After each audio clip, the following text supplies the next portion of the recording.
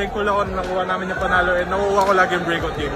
Sunod-sunod ang breakout game ni Kevin Kiambao at pwede palang mangyari ito na ang isang team ay masasabi natin na hindi asa sa import dahil nagko-contribute ang mga Pinoy players. Huwag natin kalimutang i-credit na malaking factor ang coaching staff mula sa head coach na si Coach Charles Chu at mahuhusay na kanyang mga kasama from Coach Brian Gurjan, Topex Robinson at namataan din si Coach Raiko Torman. Kung sadya talagang tama ang pagpili ng mga players hanggang sa mga coaches ay hindi hadlang ang limitadong preparasyon.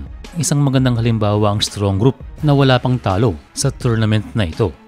And back to KKM ay umiskor ito ng 20 puntos kontra sa Beirut at ang latest ay 17 points kontra sa Tripoli ng Libya. Ang game versus Tripoli ang isa sa pinakamabigat na test para sa SGA at posibleng magkita sila muli sa mga darating na rounds. As usual ay naging consistent pa rin si KKM na kanyang na-maintain mula first game. Yun lang naman ang kailangan ng isang atleta para mapansin and later ma-offeran ng magagandang opportunity na hindi na kailangang mayat-mayang mag-dunk para masabing magaling. And talking about offers para kay KKM, sinasabing may mga Middle Eastern team na interesado na rin daw sa ating kababayan.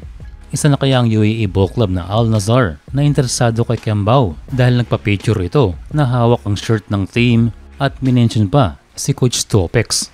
Kung sino man ang interesado kay KQ ay marami silang kaagaw and given na rin. Noong buwan ng Disyembre ay in-announce na babalik si Kiambao sa season 87. Walang dahil sa sipag ni Kevin Kiambao ay dumating sa kanya ang maraming opportunities kasama ang malaking balita sa mga reliable sources at ayon dito ay invited ng New York Knicks itong si Kevin para maglaro sa NBA Summer League. Kung sakali magandang balita ito dahil ganito ang legit na path patungo sa NBA dahil siya ay na-scout o di muna dumaan sa agent na para ilakad sa isang team. Kung sakaling matuloy ito ay lilinya na si Kiambao sa mga Pinoy na nakapaglaro sa Summer League at iba ring klase kung sakaling ikaw ay ma-scout dahil ibig sabihin ikaw ay hindi nag-apply at hindi hinanap ang NBA dahil sila ang lumapit o kaya ay na-scout. Walang imposible dahil given na rin nakasama niya ang umaasa ng NBA comeback katulad ni Dwight Howard, isang malaking pangalan at tinitignan pa rin ng mga scouts, gayon din si Andre Robertson na kaya pa rin maglaro sa NBA. Kaya kung sakali ay good timing at na-expose itong si Kevin Kiambao sa mga NBA scouts nang wala sa plano.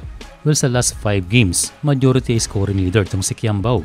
Merong high efficiency at field goals at kasama pa ang kanyang pagtikada at confidence sa pag-hit ng mga big shots.